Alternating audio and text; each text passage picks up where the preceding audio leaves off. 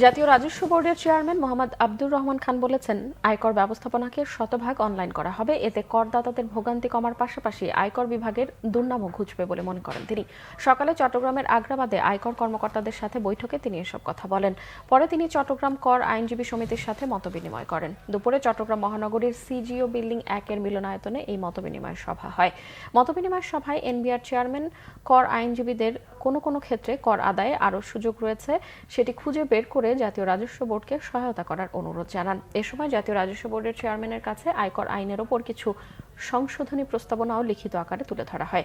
সেসব প্রস্তাবনার ওপর যেসব সংশোধন, সংযোজন ও বাতিলের প্রস্তাব রয়েছে সে বিষয়ে যথাযথ পদক্ষেপ নেওয়ার আশ্বাসও দেন এনবিআর চেয়ারম্যান।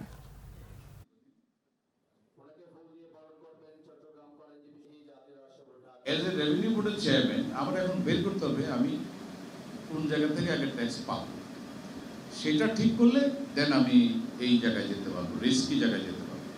তো সেটা ঠিক করার জন্য আপনাদের হেল্প লাগবে। আপনারা জানেন কোন কোন জায়গায় ট্যাক্স বাকি হচ্ছে।